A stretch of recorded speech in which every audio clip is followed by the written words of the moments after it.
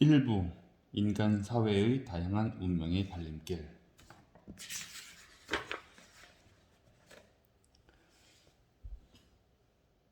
1장 문명이 싹트기 직전의 세계 상황.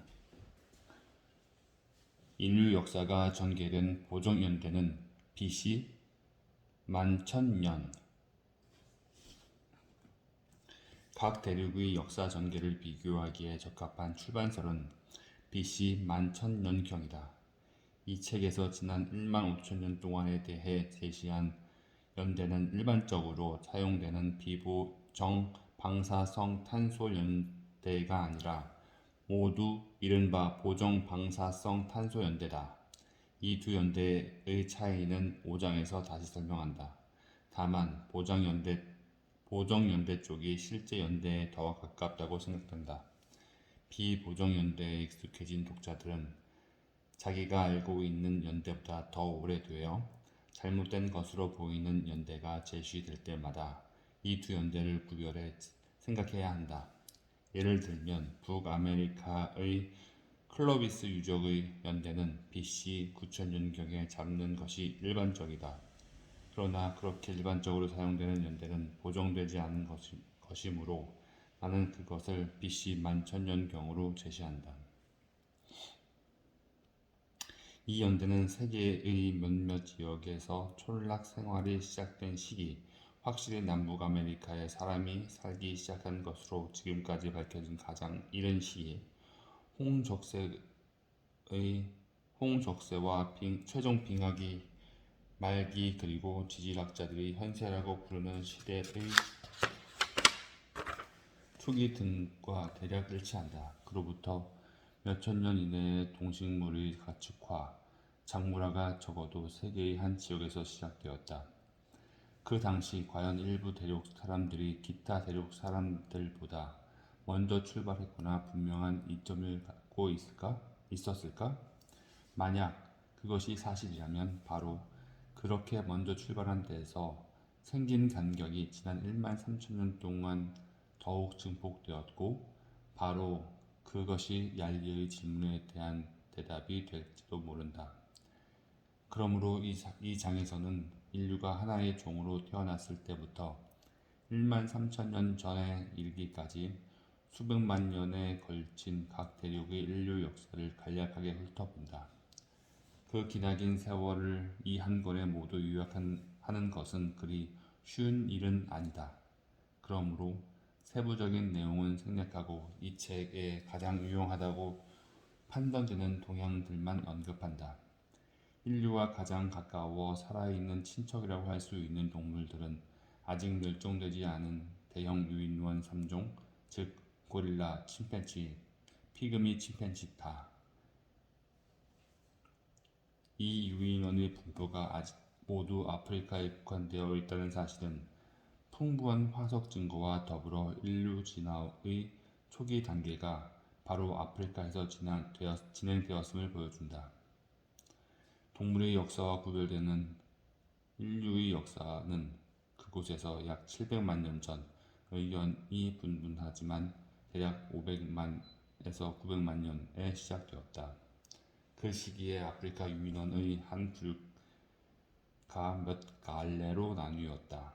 그중 첫 번째는 현대의 고릴라로 진화했고 두 번째는 현대의 침팬지 그리고 세 번째가 인간이 되었다.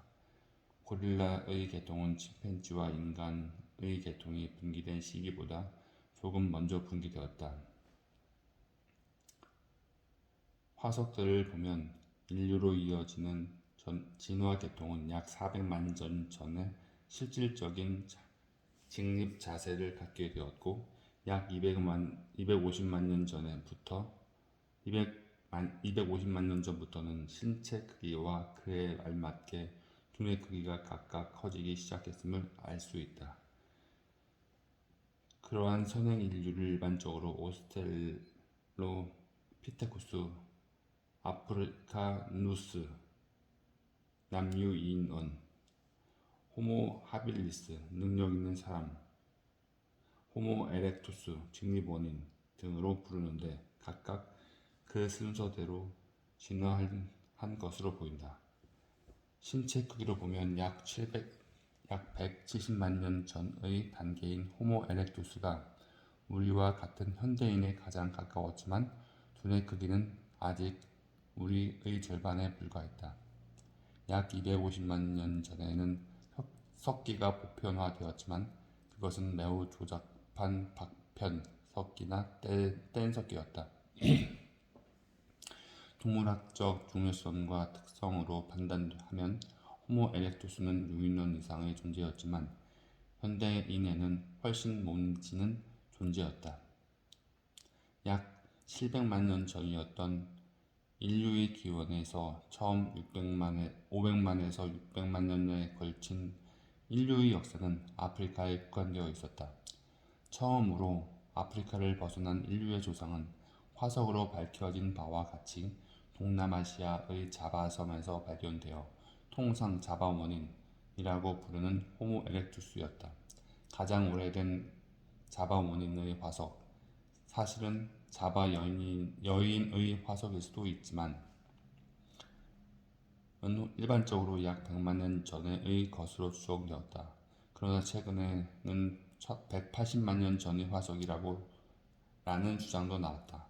엄격히 말하면 호모 에렉투스라는 명칭은 자바 화석에 해당하는 것으로 호모 에렉투스로 함께 분류되는 아프리카 화석에는 또 다른 명칭을 붙여야 할지도 모른다. 그림 1-1 인류의 세계적 확산. 현재까지 유럽에서 발견된 가장 오래된 인류의 증거 중 의문의 여지가 없는 것은 약 50만 년 전의 것이지만 그보다 더 오래전부터 인류가 살았다는 주장도 있다. 유라시아는 다른 장애물로 분류되지 않는 하나의 땅덩어리이므로 아시아에 인류가 살기 시작했다면 당연히 그와 비슷한 시기에 유럽에서도 살기 시작했을 것이라고 추정할 수 있다. 그것은 이 책에서 자주 등장하는 문제의 한 예가 된다.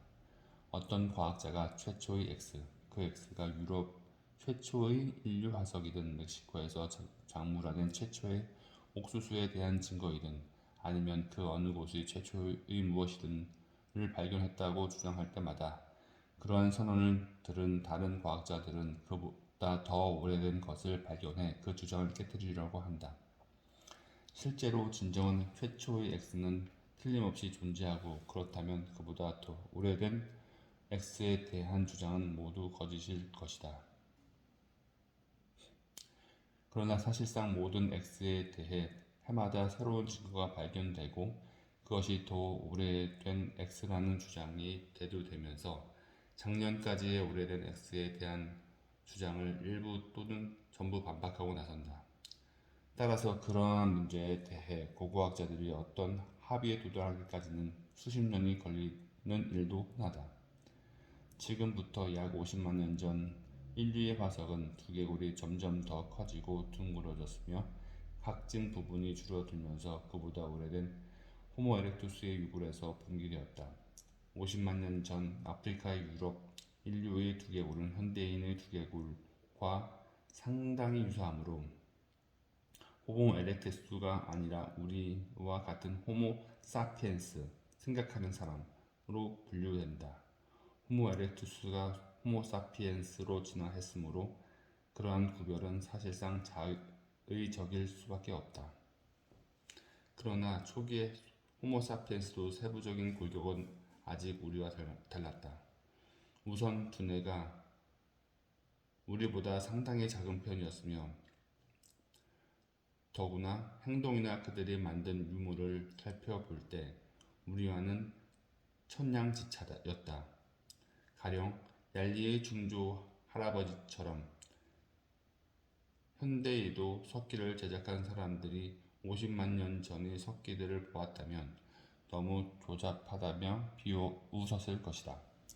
석기와 더불어 그 당시 우리 조상들의 문화적 업적으로 확실하게 기록할 수 있는 것이라고는 불을 사용했다는 것뿐이다.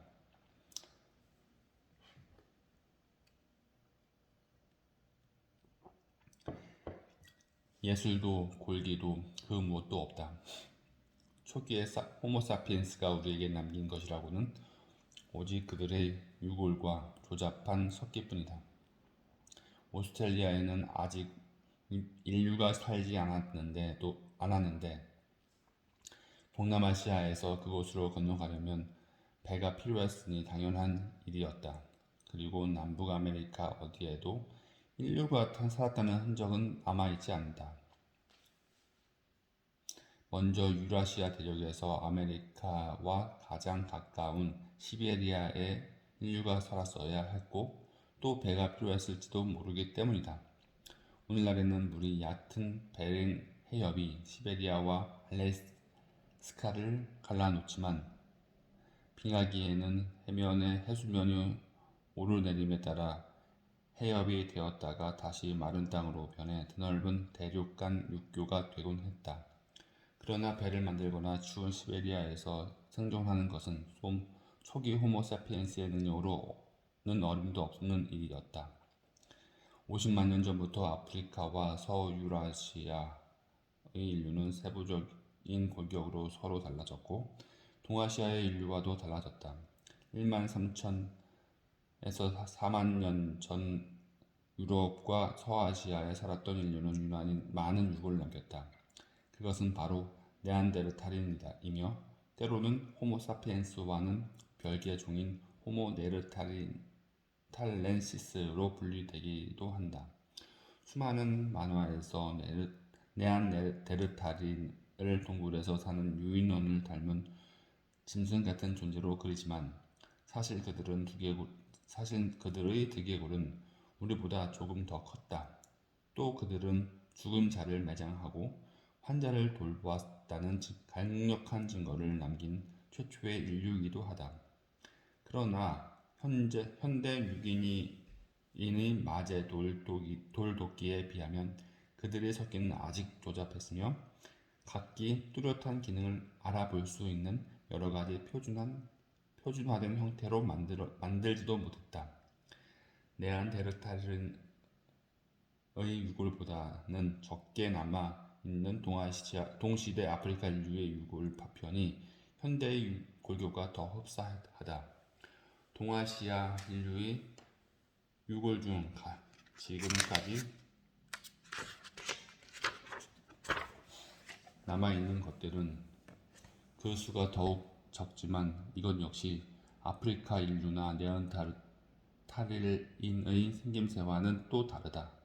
그 당시 생활 방식을 알려주는 가장 잘 보존된 증거물은 남아프리카의 유적지에 쌓여 있는 석재 인공유물과 사냥한 동물의 뼈다. 10만 년 전의 아프리카 인류는 동시대의 네안데르탈인에 비해 현대인에 더 가까운 골격 형태를 갖추고 있다. 그러나 그들의 석기는 여전히 표준화된 형태를 갖추지 못해 본질적으로 네안데르탈인의 조잡한 석기와 다를 바 없었다. 그들의 예술도 보존되어 전해지는 것은 아무것도 없다. 그들이 잡아먹은 동물 종의 뼈를 근거로 판단해 보면 그들의 사냥 기술은 별 볼 일 없어서 주로 죽이기 쉽고 전혀 위험하지 않은 동물을 사냥 대상으로 삼았다. 들소, 돼지를 비롯한 위험한 동물은 잡지 못한 것이다. 심지어 물고기조차 못 잡았다. 해안에 위치한 유적에서도 물고기, 뼈나 낚시 바늘은 발견되지 않았다. 동시대의 네안데르탈인과 함께 그들은 아직 완전한 인간이라고 볼 수 없었다. 대약진 시기에 나타난 현생 인류 크로마뇽인 마침내 인류 역사가 시작된 것은 약 5만 년 전인데 그것은 내가 대약진이라고 명명한 시기다. 대약진의 확실한 증거 중 시기적으로 가장 빠른 것은 표준화된 석기와 최초의 보존된 장신구가 출토된 동아프리카의 유적이었다. 곧 근동과 유럽 동남부, 그 다음에는 약 4만 년 전 유럽에서 또 그와 유사한 발전상이 나타난다. 그곳의 풍부한 인공유물들은 완전한 현생 인류라고 할 수 있는 크로마뇽인의 작품으로 판단된다. 그때부터는 고고학적 유적지에 있는 쓰레기도 점점 더 흥미로워지면서 생물학적으로나 행동 면에서나 틀림없이 현생 인류라는 것을 알 수 있다. 크로마뇽인의 쓰레기 더미에서는 석기뿐만 아니라 골기도 나오는데 그러한 것들은 만들기 쉬운 형태, 가령 낚싯바늘로도 인데도 그 이전의 인류는 생각지 못했던 것들이다. 크로마뇽인의 도구는 형태가 다양하고 뚜렷하며 매우 현대적이므로 우리가 지금 보아도 바늘, 송곳, 조각, 도구 등으로 기능이 가능해 보인다. 한 덩어리로 만들어진 도구 대신 여러 부분으로 만들어져 손에 쥐고 사용하는 글개 같은 도구가 나타났다. 그러한 크로마뇽 유적의 무기류 중 기능을 알 수 있는 것으로는 작살, 투창기, 창을 던질 때 사용하는 길쭉한 도구, 그리고 나중에는 활과 화살까지 등장한다. 그것들은 마찬가지로 여러 부분에서 만들어진 소총을 비롯한 현대 무기의 선조인 셈이다. 안전한 거리에서 동물을 죽일 수 있는 현대 효과적인 수단이 생겼으므로 꽃불소나 코끼리 같은 위험한 동물도 사냥할 수 있게 되었다. 한편으로는 그물, 낚싯줄, 덫을 만들 수 있는 끈이 발견됨에 따라 그들 식단에는 새로이 사냥된 물고기와 조류가 올라왔다. 집과 꿰매어 만든 의류 등의 유물은 추운 기후에서도 현존하는 능력이 향상되었음을 입증한다. 또 장신구와 꼼꼼하게 매장한 유골 등으로 미루어 심미적, 정신적인 면에서도 가히 혁명적인 발전이 이루어졌음을 짐작할 수 있다. 지금까지 보존된 크로마뇽인의 산물 중 가장 유명한 것은 바로 예술작품이다. 그들의 장엄한 동물 벽화, 조상, 악기 등은 오늘날에도 예술로 평가할 만하다. 프랑스 서남부의 라스코 동굴에 그려진 실물 크기의 황소나 말의 압도적인 힘을 직접 경험한 사람이라면 그러한 벽화의 창조자가 골격뿐 아니라 정신적으로도 어엿한 현생 인류였음을 당장 납득할 수 있을 것이다. 5만에서 10만 년 전 우리 조상들의 능력에는 분명히 어떤 중대한 변화가 생겼다. 그러한 대약진에는 아직 해결되지 않은 두 가지 중요한 문제, 대약진, 촉발 원인과 거리적 위치가 있다. 원인에 대해서는 아마 이미 내가 쓴 제3의 침팬지에서 후두가 완성됨에 따라 현대적 언어를 위한 해부학적 기반이 마련되었으며 언어야말로 인간의 창의성을 구현하는 밑바탕이었다고 설명한 바 있다. 다른 학자들은 그 무렵의 두뇌 크기에는 변화가 없었지만 두뇌 조직의 변화가 일어남으로써 현대적 언어가 만들어지게 되었다고 주장하기도 한다. 대약진의 양소 문제에 대해서는 여러 의견이 있다. 과연 대약진은 지리적으로 어느 한 지역, 어느 한 인류 집단에서 먼저 발견했고 그로써 그들이 팽창해 세계의 다른 지역에 살던 선행 인류를 대체하게 되었을까? 아니면 여러 지역에서 동시다발적으로 발생해 오늘날 각 지역에 살고 있는 민족들은 대약진 이전부터 그곳에서 살던 사람들의 후손일까? 아프리카에서 발견되는 현대인에 가까운 약 10만 년 전 인간의 두개골은 두 가지 견해 중 전자를 뒷받침하고 대약진이 아프리카에서 발생했다는 증거로 받아들여졌다. 분자 생물학의 미토콘드리아 DNA에 대한 각종 연구 결과도 처음에는 현생 인류가 아프리카에서 기원했다는 증거로 해석했지만 그러한 분자 생물학적 발견의 의미는 현재로서는 불확실하다. 반면 일부 자연 인류학자들은 수십만 년 전 중국과 인도네시아에서 살았던 인류의 두개골에 지금도 현대 중국인과 오스트레일리아 원주민들에게서 각각 발견되는 특징들이 나타난다고 주장한다. 만약 그것이 사실이라면 이러한 발견은 현생 인류가 동시다발적으로 진화되었으며 단 하나의 에덴에서 기원한 것이 아니라 여러 지역에서 기원했다는 의미가 된다. 그러나 이 문제는 아직도 해결되지 않았다. 현생 인류가 국가적으로 기원한 후 다른 곳으로 퍼져 다른 유형의 인류를 대체하게 되었다는 것은 유럽에서 가장 뚜렷한 증거를 보이고 있다. 약 4만 년 전 현대적인 골격을 갖춘 크로마뇽이 우수한 무기를 비롯한 각종 발달된 문화적 특성들과 함께 유럽에 진입했다. 그때까지 수십만 년 동안 유럽을 독차지하고 진화해 왔던 네안데르탈인은 그로부터 몇천 년 이내에 자취를 감추고 말았다. 이 결과는 현대적인 크로마뇽이 훨씬 월등한 기술과 언어 또는 두뇌를 이용해 네안데르탈인을 감염시키거나 죽이거나 대체했음을 강력히 시사하며 네안데르탈인과 크로마뇽인 사이의 혼혈 증거는 거의 또는 전혀 남아있지 않다.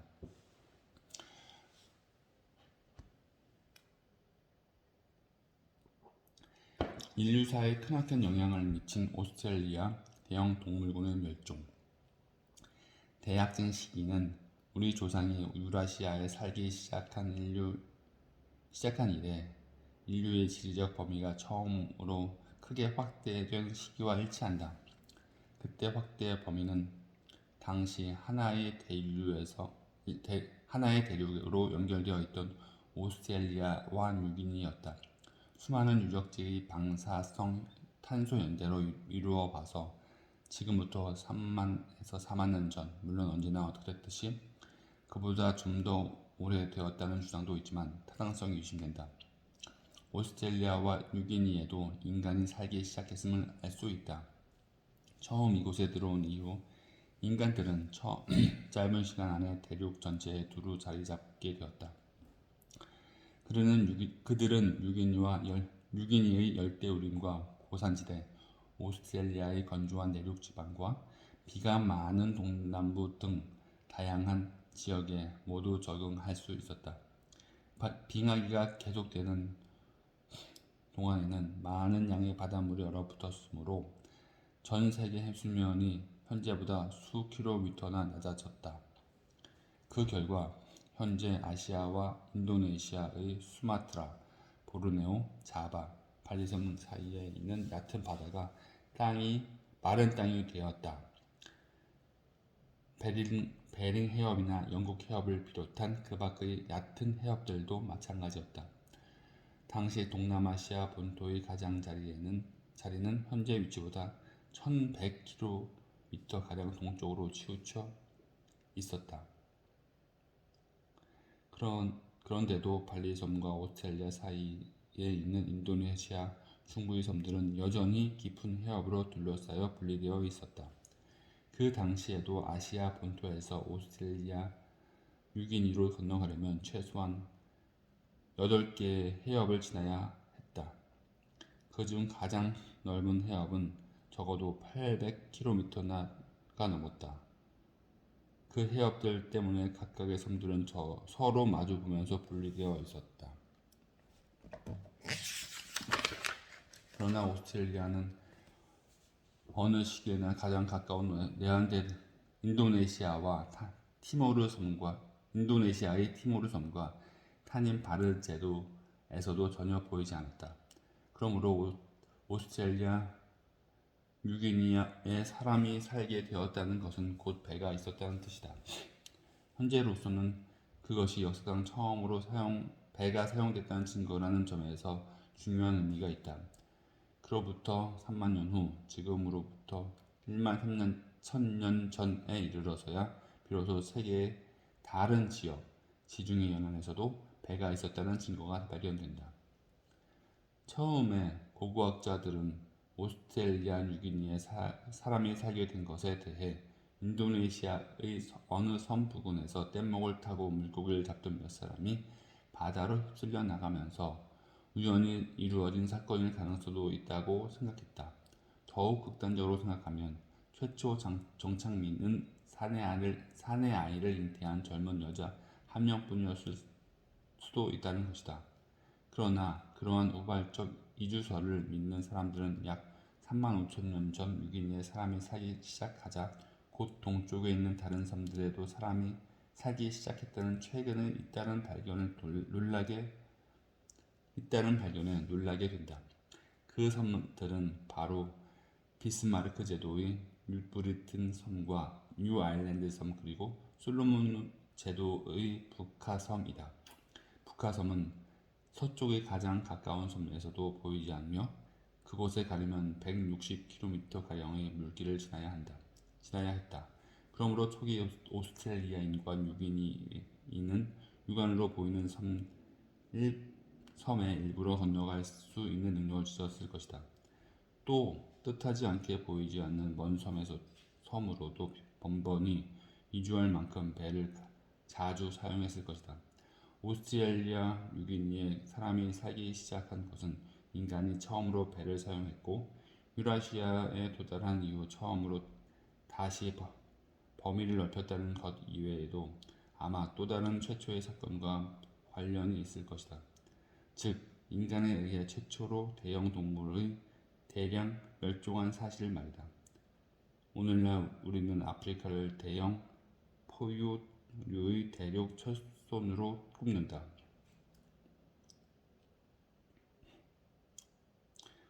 현대 유라시아에도 대형 포유류는 많다. 물론 아프리카의 세렝게티 평원처럼 눈에 띄게 많지는 않지만 가령 아시아에서는 코뿔소나 코끼리, 호랑이 그리고 유럽에서는 말코손 바닥 사슴과 곰, 고대까지 있었던 사자가 대표적이다.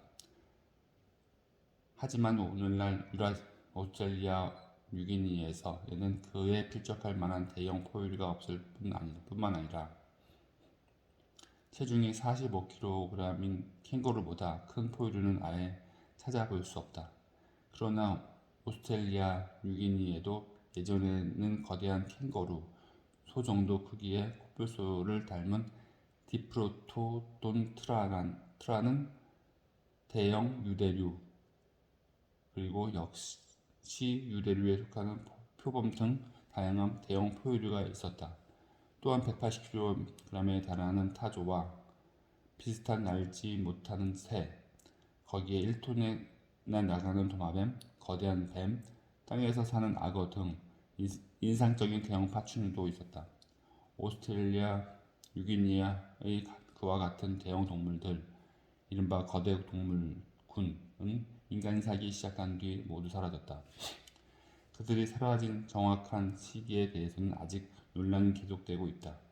오스트레일리아의 몇몇 고고학 유적은 수십만 년에 걸쳐 축적되어 동물의 뼈가 풍부하게 매장되어 있지만 아무리 조심스럽게 발굴해도 지난 3만 5천 년 이내에 멸종된 대형 동물의 흔적이 전혀 발견되지 않았다. 그러므로 거대 동물군은 인간의 오스트레일리아에 살기 시작한 직후 멸종했을 것이다.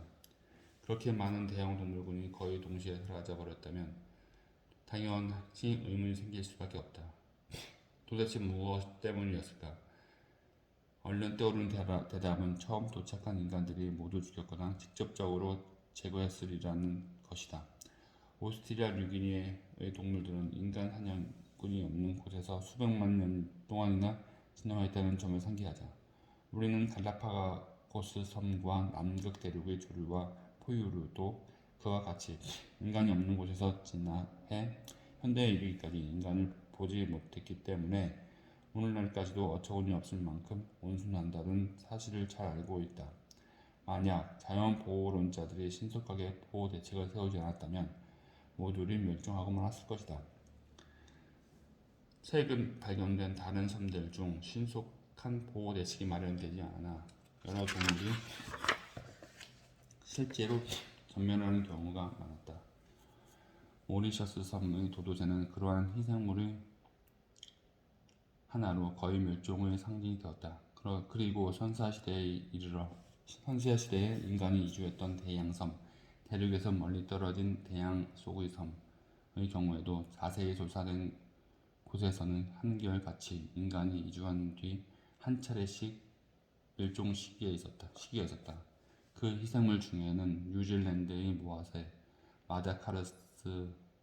마다가스카르 섬의 거대한 여우 원숭이, 하와이의 날지 못하는 대형 거위 등이 포함되었다는 사실도 우리는 알고 있다. 현대인이 두려움을 모르는 도도새와 섬에 사는 물개에게 다가가 간단히 죽일 수 있었다는 선사시대 인간들도 두려움을 모르는 모아새나 거대한 여우 원숭이에게 다가가 지금 간단히 죽였을 것이다.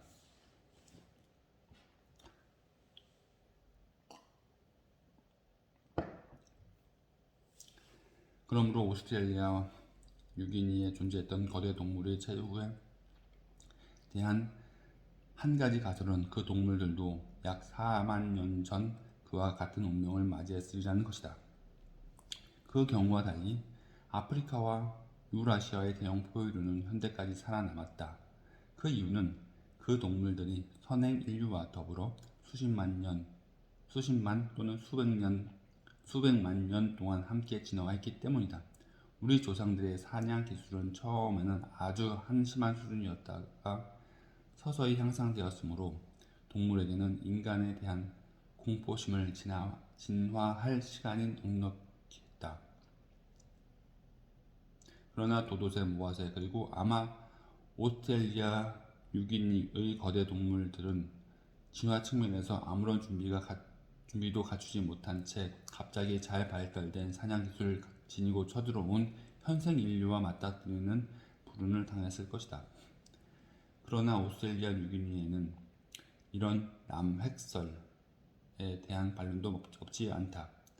비판자들은 아직 아무도 오스트레일리아 뉴기니의 멸종된 거대 동물의 뼈에서 인간에게 살해되었다는 증거를 발견한 적이 없으며 하다못해 그 동물들이 인간과 동시대에 살았다는 증거조차 발견한 적이 없다는 사실을 강조한다. 그에 대해 남획설 옹호자들은 이렇게 설명한다. 만약 그러한 전멸이 오래전 매우 신속하게 이루어졌다면 가령 4만 년쯤 전 그것도 몇천 년 사이에 일어난 일이었다면 지금에 와서 그 살해 현장을 발견하기가 좀처럼 기대하기 어려운 일이라고. 그러면 비판자들은 이렇게 반론을 편다. 어쩌면 그 대형 동물은 이미 만성적으로 건조했던 오스트레일리아 대륙에 심한 가뭄이 닥쳤다든가 하는 기후변화에 굴복했을지도 모른다는 것이다. 논쟁은 끝이 없다. 나는 오스트레일리아의 거대 동물들이 오스트레일리아 역사상 수천만 년에 걸쳐 무수한 가뭄을 겪으면서도 살아남았다는 어째서 공교롭게도 하필이면 최초 인류가 도착한 시기에 거의 적어도 수백만 년이라는 긴 시간 속에서는 한꺼번에 죽어버렸는지 이해할 수가 없다. 거대 동물들은 건조한 중앙 오스트레일리아뿐만 아니라 비가 많은 오스트레일리아 동남부와 뉴기니에서도 멸종했다. 그들은 사막에서부터 한랭 강우, 열대우림에 이르기까지 모두 서식지에서 예외 없이 멸종했다. 그러므로 그런 동물들을 사냥으로 직접적으로 또는 인간에 의한 산불이나 서식지 변경의 결과로 간접적으로 인간 때문에 전멸했을 가능성이 가장 크다. 그러나 앞으로 확인해야 되겠지만 남획설이 옳든 기후설이 옳든 간에 아무튼 오스트레일리아 뉴기니의 대형 동물이 모두 사라진 것은 그 후 인류사에 크나큰 영향을 미쳤다.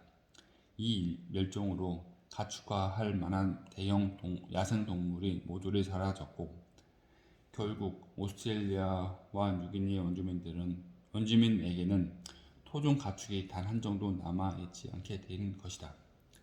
남아메리카의 인류 기원을 알려주는 폴로비스 유적 오스트리아 뉴기니에 비로소 인간이 살게 된 것은 대약진 시기에 이르러서였다. 그리고 곧이어 인류의 범위가 확장된 곳은 유라시아의 극한 지방이었다.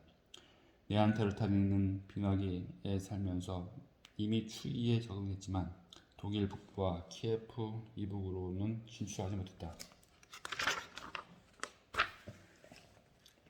그럴 수밖에 없었던 것이 네안데르탈인에게는 반을 꿰매어 만든 의류, 따뜻한 집 등을 비롯해 극한 기후에서 생존하는 데 필수적인 기술이 없었다.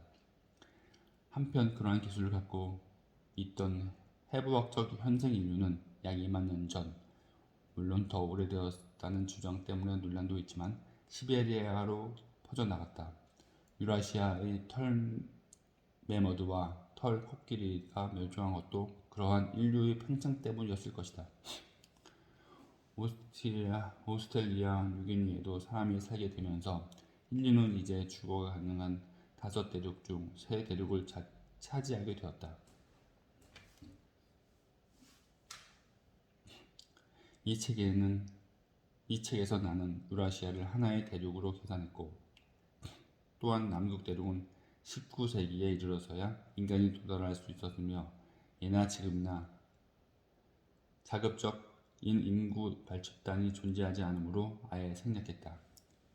그리하여 남은 대륙은 남아메리카와 북아메리카 뿐이었다. 그 두 대륙은 확실히 인간이 마지막으로 살게 된 곳이었다. 구대륙, 아시아, 유럽, 아프리카 세 대륙을 가리킴. 으로부터 남북 아메리카에 이르기 위해서는 배, 심지어 인도네시아에도 4만 년 전까지 배가 있었다는 증거가 없고, 유럽에서는 그보다 훨씬 뒤처졌다를 이용해 바다를 건너거나 우선 시베리아 2만 년 전까지는 사람이 없었다. 사람이 살기 시작한 후 베링 육교를 건널 수밖에 없었다는 명백한 이유 때문이다. 그러나 1만 4천 년에서 3만 5천 년 전의 어느 시대에 남북아메리카에 처음으로 인간이 살기 시작했는지는 불확실하다. 남북아메리카에 인간이 살았음이 확실하게 증명되는 최고 유적은 BC 12,000년경으로 추정되는 알래스카 유적들이다. 그 다음으로는 캐나다 국경이 남은 미국과 멕시코 지역에 BC 11,000년 직전의 몇 세기 동안의 것으로 추정되는 유적이 남아있다. 후자에 속하는 유적들은 통칭 클로비스 유적이라고 한다. 당시 특징인 커다란 돌 창촉이 처음 발견된 뉴멕시코주 클로비스 시 부분의 전형적인 유적에서 딴 이름이다. 지금은 수백 개의 클로비스 유적이 알려져 있으며 미국 본토의 전체 48개 주와 남쪽으로는 멕시코에 이르기까지 두루 분포되어 있다. 인간이 살았다는 확실한 증거는 곧이어 아마존강 유역과 파타고니아에서도 나타난다. 이러한 시설로 미루어 클로비스 유적들은 그때부터 남북 아메리카에 처음으로 사람이 살았으며 그 사람들은 급속히 증가되고 하고 확산되어 두 대륙을 두루 펴져 있음을 입증하는 것으로 판단된다. 클로비스인의 후손들이 채 1000년도 안 되는 미국, 캐나다 국경으로부터 약 13,000km나 남쪽으로 떨어진 파타고니아에 이르렀다는 사실에 처음에는 놀랄 수도 있겠다. 그러나 그 거리는 해마다 13km씩 나아가도 도달할 수 있다는 계산이 나온다. 그 정도로 먹을 것을 찾아 나선 수렵 채집민이 하루 동안에도 충분히 갈 수 있는 하찮은 거리다. 또 한 가지 남북 아메리카의 사람들이 그토록 급속하게 많아져 결국 일부는 파타고니아 쪽으로 계속 남아할 수밖에 없었다는 사실도 처음에는 놀랄만하다. 그러나 그러한 인구 성장도 실제 수치를 생각해보면 전혀 놀라울 일이 아니다. 만약 평균적으로 약 2.6km 수렵 채집민 한 명씩의 인구 밀도, 현대의 수렵 채집민에게도 살아가기 조금 벅차겠지만 로 남북 아메리카 전역에 퍼졌다면 그 전체 인구는 1,000만 명에 달한다.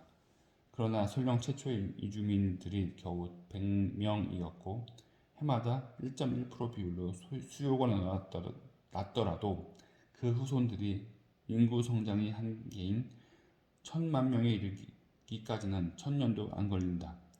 더구나 1.1%라는 인구 증가율도 낮게 잡은 것이다.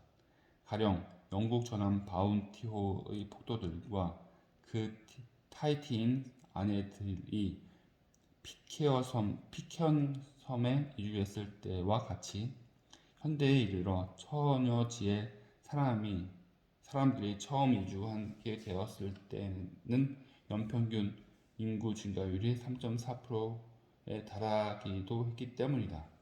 클로비스 수련민의 유적 중 그들이 살기 시작한 후 처음 몇 세기 동안의 유적이 많은 것은 비교적 최근에 이르러 마오리 유족 조상들이 뉴질랜드로 처음 발견했을 당시 고고학 유적이 많은 것과 유사한 현상이다. 이렇게 초기 유적이 많은 것은 훨씬 더 오래전 해부학적 현생 인류가 유럽으로 이주한 시기, 그리고 오스트레일리아, 뉴기니의 인간이 살기 시작한 시기에서도 마찬가지다.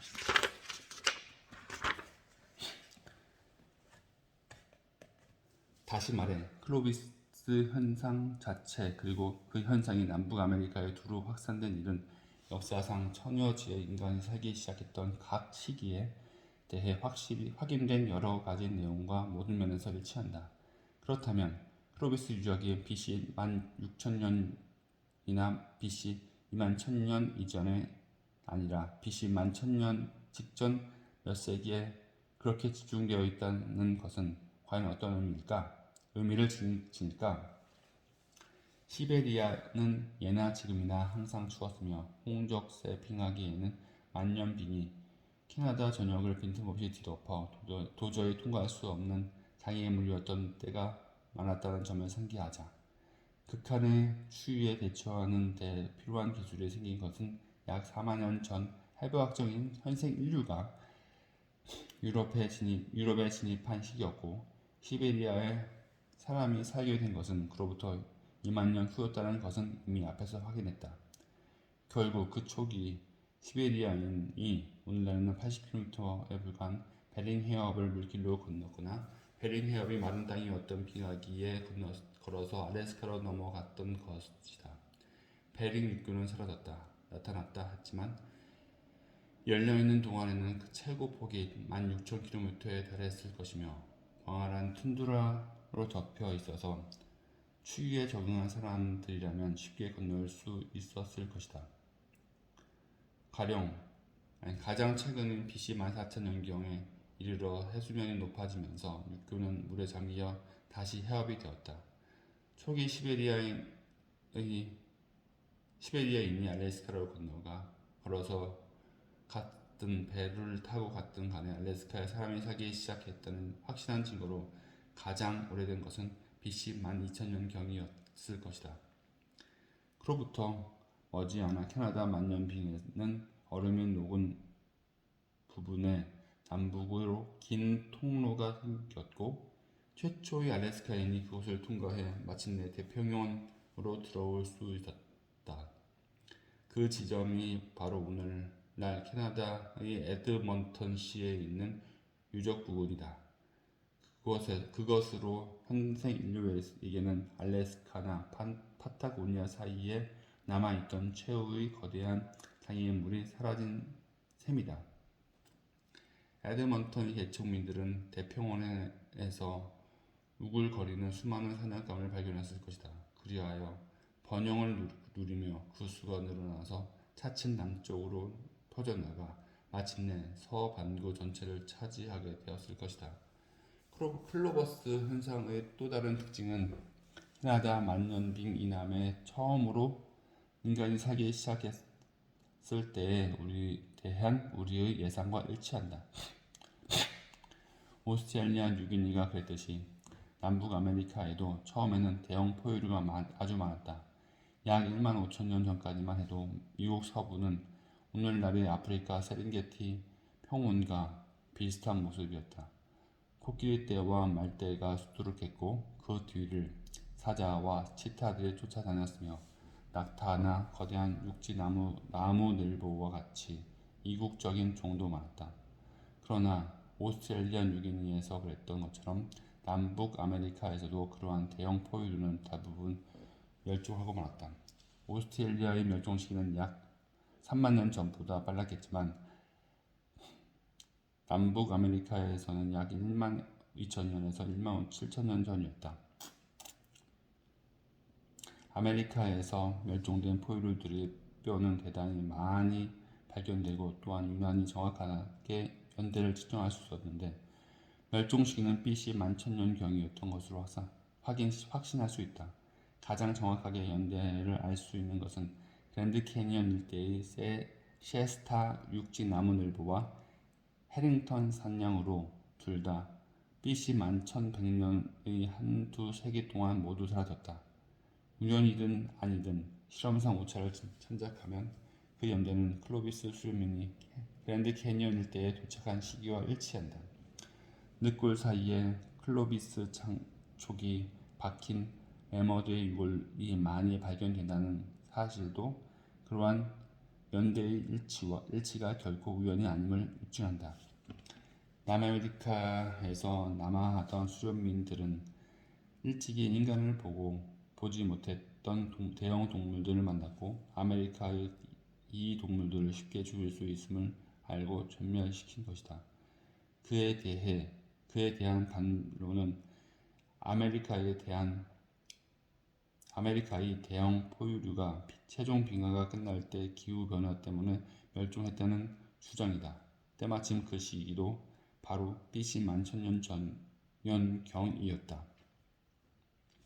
나는 남부아메리카 거대 동물의 멸종이 기후 때문에라는 주장에 대해서도 오스트레일리아 뉴기니 경우와 똑같은 의문을 품고 있다. 남북아메리카의 대형 동물들은 이미 22회에 걸친 빙하를 겪으면서도 살아남았다. 그런데 인간이 정말 무해했다면 왜 하필 23번째에 와서 대부분 한꺼번에 멸종했을까? 어째서 최종 빙하기가 끝나면서 서식지가 좁아진 곳에서만 사라진 것이 아니라 넓게 확장된 곳에서도 모두 똑같이 사라졌을까? 나는 이것이 클로비스 수렵민들의 소행이라고 생각하는데 이 논쟁은 아직도 해결되지 않았다. 어떤 이론이 옳든 간에 나중에 아메리카 원주민이 가축화할 수 있었을 대형 야생 포유류 종 대부분이 그렇게 없어지고 말았다. 클로비스 수렵민들은 최초의 아메리카인이었을까?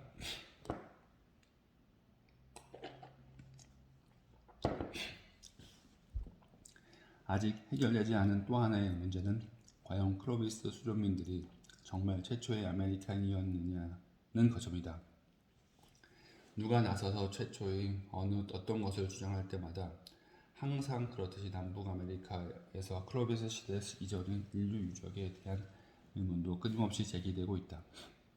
해마다 새로 등장하는 주장들 중 몇몇은 처음 발표될 때는 정말 그럴듯해서 학자들을 들뜨게 한다.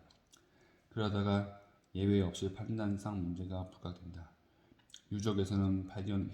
유적에서 발견된 도구라고 발표된 것들은 정말 인간이 만들었을까? 아니면 자연적으로 생긴 돌의 형태였을까? 발표된 방사성 탄소 연대는 정말 정확할까? 방사성 탄소 연대 측 정법에 흔히 따르는 수많은 어려움으로 그 타당성이 없는 것은 아닐까? 만약 연대가 정확하다면 그것은 가령 9,000년 전에 실제로 만들어져 석기 옆에 있던 15,000년 묵은 숫덩이의 연대가 아니라 정말 인간이 만든 생산물의 연대일까? 그러한 문제들을 이해하기 위해 우선 클로비스 시대 이전 주장에서 자주 이용되는 전형적인 예를 하나 살펴보자. 브라질의 페드라 프라다 석굴에서 고고학자들은 틀림없이 인간이 그려놓은 동물 벽화를 발견했다. 그들은 또한 절벽 아래에 쌓여있는 돌무더기에서 조잡하나마 도구일 수도 있는 여러 형태의 돌을 찾아냈다. 그들은 화덕도 함께 발견했다고 주장했다. 그곳에서 나온 수소의 방사성 탄소 연대를 측정한 결과 약 3만 5천 년 전 것으로 밝혀졌다. 페드라 푸드라다에 대한 논문들은 까다롭기로 유명한 과학 잡지 네이처에도 실릴 정도였다. 그러나 절벽 밑에서 발견된 그 돌 중 클로비스 촉이나 크로마뇽인의 도구처럼 분명 인간이 만든 도구로 보이는 것은 하나도 없었다. 수십만 년에 걸쳐 돌 수백만 개가 높은 절벽에서 떨어진다면 그중 다수는 밑에 있던 돌과 부딪혀 쪼개지거나 부서질 테고 그 일부는 인간이 쪼개거나 부수어 만든 조잡한 도구처럼 보일 것이다. 고고학자들은 서유럽과 아마존강 유역의 다른 유역에서 동물 벽화에 실제로 사용된 물감을 방사성 탄소 연대를 측정했지만 푸드라다 유적에서는 그런 실험을 한 적이 없다. 그 지역에서는 산불이 빈번히 일어나 숯을 만들어내고 그 숯은 바람이나 하천을 휩쓸려 동굴 속으로 들어가게 마련이다. 페드라 프라다에서 발견된 3만 5천 년 전의 숯이 틀림없이 동물 벽화와 관련이 있다는 증거는 아무것도 없다. 원래 발굴자들은 여전히 그 주장을 굳게 믿지만 그 발굴에 참여하진 않았어도 클로비스 시대 이전에 대한 주장을 믿은 일군의 고고학자들이 최근 그 유적을 찾아가본 뒤에는 그것에 대해 확신하지 못하게 되었다. 요즘 북아메리카에서 클로비스 시대 이전의 유적일 것으로 가장 신뢰받는 곳은 펜실베니아 주에 있는 메도크로프트 석굴이다. 그곳에서는 인간과 관련된 방사성 탄소 연대가 약 1만 6천 년 전의 것으로 밝혀졌다고 한다. 메도크로프트에서는 여러 지층을 조심스럽게 발굴했는데 그 속에서 출토된 수많은 인공 유물을 부인하는 고고학자는 없다. 그러나 여기서 가장 오래된 방사성 탄소 연대 때문에 학설의 앞뒤가 맞지 않는다. 그 연대와 관련된 석굴 식물종이나 동물종은 1만 6천 년 전의 빙하기에 살던 종이 아니라 그 이후 온화한 기후에 살던 종이기 때문이다. 그러므로 인간이 살았던 가장 오래된 시기 지층에서 출토된 목탄 샘플도 사실은 클로비스 이후의 목탄에 더 오래된 탄소가 섞인 것이 아닐까 의심할 수밖에 없다. 남아메리카에서 클로비스 시대 이전의 유적으로 가장 신뢰도가 높은 곳은 칠레 남부의 몬테베르테 유적이다. 그것은 적어도 1만 5천 년 전의 것으로 추정된다. 그러나 그곳 역시 현대로서는 많은 고고학자가 믿을 만한 증거로 받아들이지만 과거에 실망을 거듭했던 점에 비추어 보면 세심한 주의가 필요하다. 만약 남북아메리카의 클로비스 시대 이전에도 정말 인간이 살았다면 어째서 그들의 존재를 증명하기가 이토록 어려울까?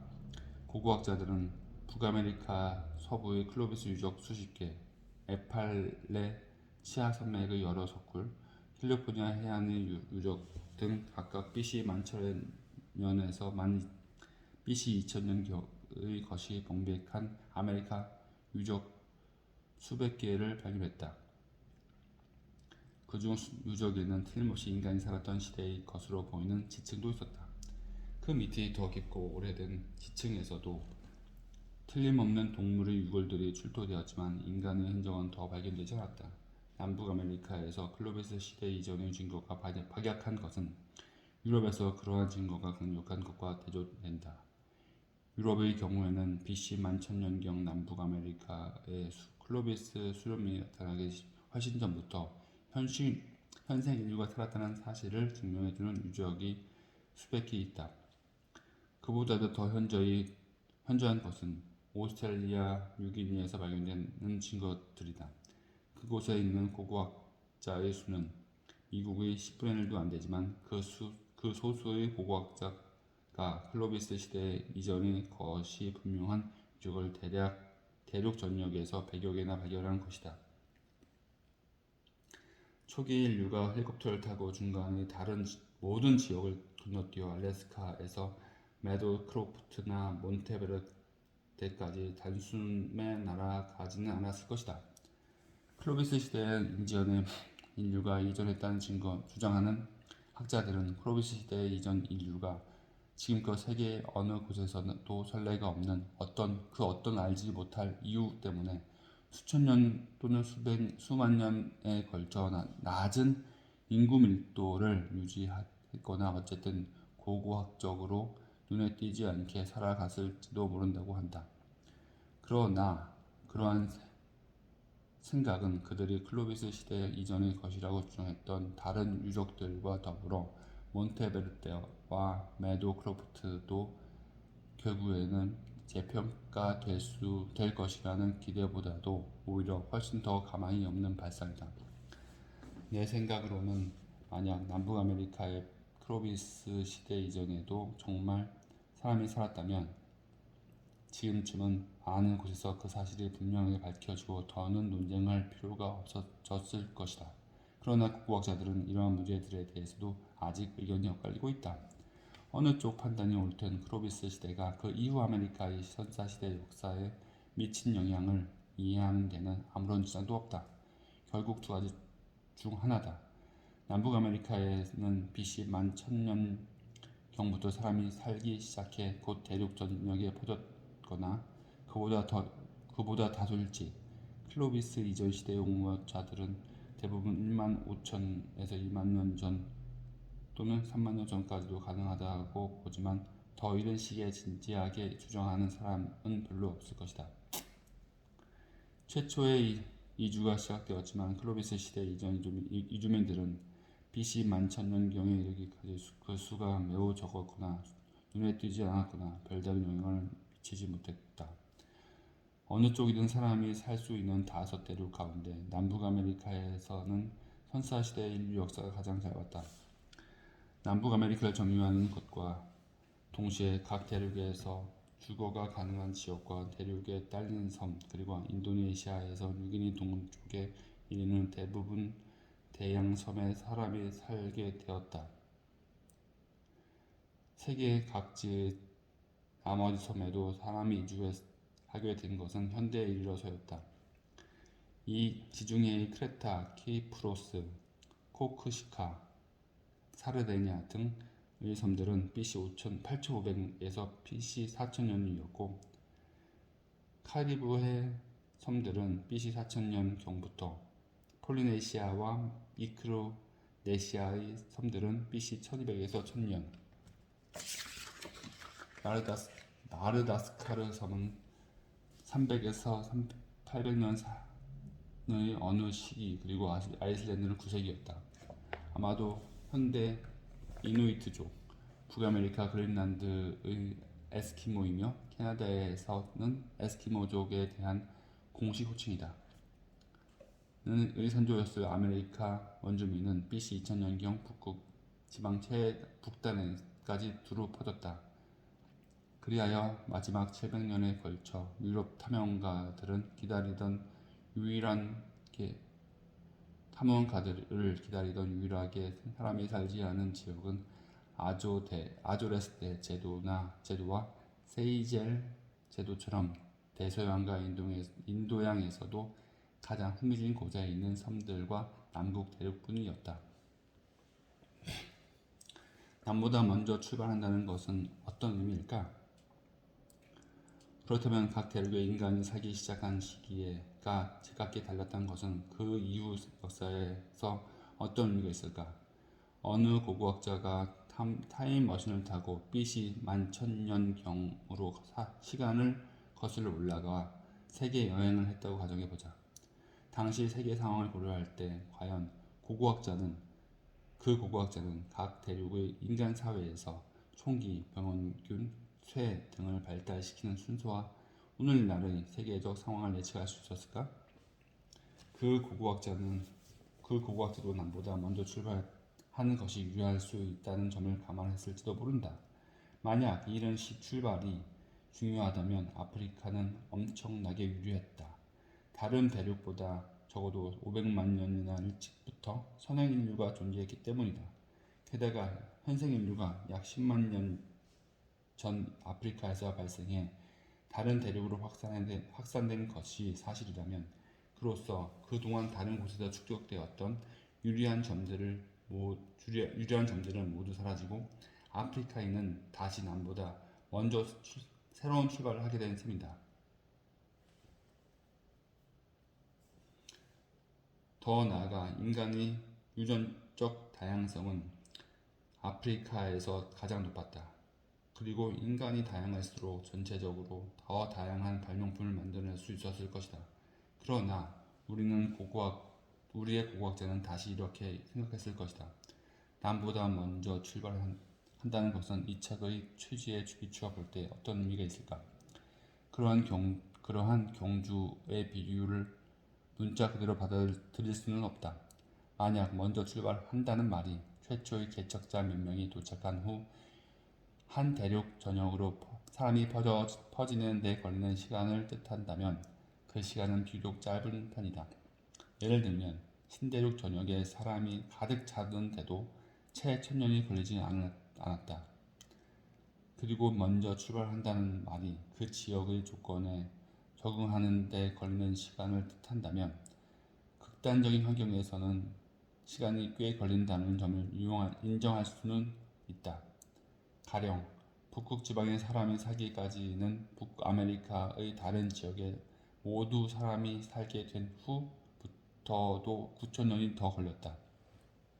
그러나 일단 현생 인류의 창의성이 발전된 후에는 다른 지역들을 탐소하고 적응하는 일도 신속하게 진행되었을 것이다.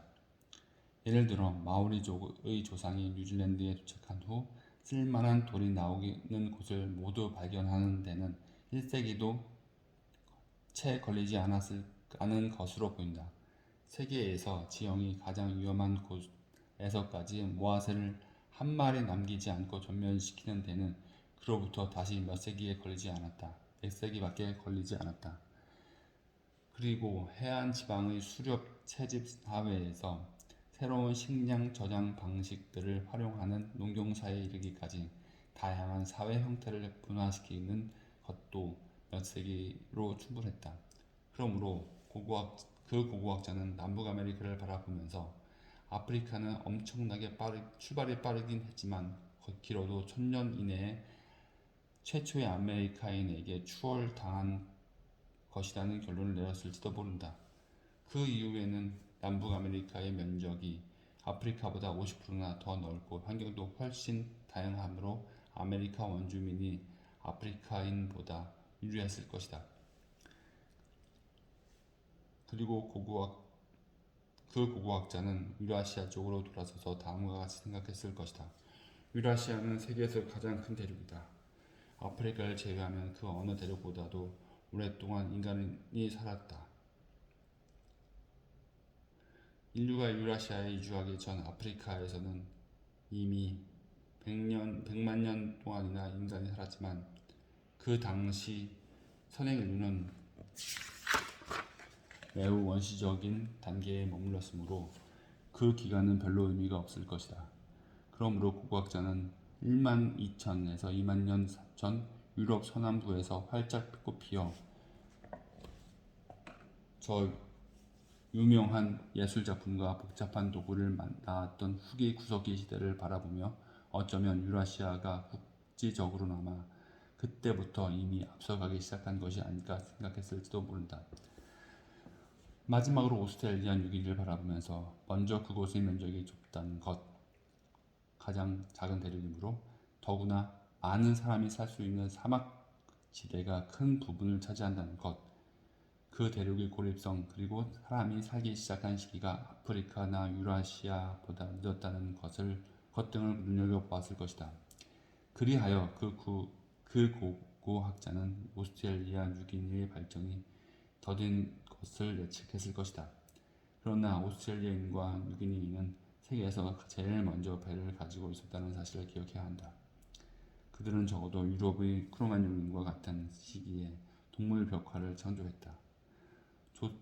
조너선 킹덤과 팀 플래너리는 아시아 대륙붕에 있는 여러 섬에서 오스트레일리아 6인으로 이주하기 위해 인류는 먼저 인도네시아 중부의 여러 섬에서 만나게 된 각종 새로운 환경, 즉 세계에서 가장 풍부한 해양 자원, 산호초, 맹그로브 섬, 맹그로브 숲, 맹그로브는 열대산 홍수과 라조포라 속에 속하는 교목, 관목의 총칭으로 습지나 해안에서 뿌리가 지상으로 뻗어 숲을 이루어 홍수림으로도 불린다. 맹그로브 숲 등을 간직한 미로처럼 복잡한 해안선에 대처하는 방법을 배워야 했다고 지적했다.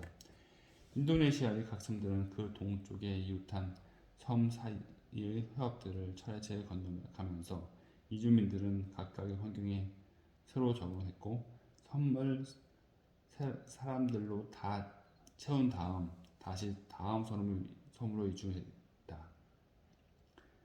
그것은 그때까지 선례가 없었던 연속적인 인구 폭발의 황금시대였다. 어쩌면 그와 같은 이주, 적응, 인구 폭발의 순환이 대약진을 야기했고 그때부터 반대로 서쪽이 유라시아와 아프리카로 확산되었는지도 모른다.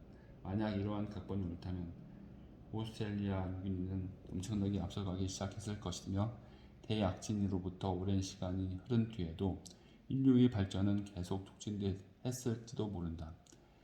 그러므로 시간을 BC 11,000년으로 거슬러 돌아간 관찰자는 어느 대륙의 인간 사회가 제일 빨리 발전할지 예상할 수 없었을 것이며 그 어느 대륙에도 가능성이 있다고 생각했을 것이다. 물론 우리는 결과를 이미 보았으므로 유라시아가 제일 빨랐다는 사실을 알고 있다. 그러나 유라시아 사회가 더 빨리 발전한 이면에는 우리가 상상해본 BC 11,000년으로 돌아간 고고학자가 짐작했던 단순한 원인들이 아니라 진짜 원인들이 따로 있었다. 이 책의 나머지 부분에서는 그러한 진정한 원인들을 찾아보려 한다.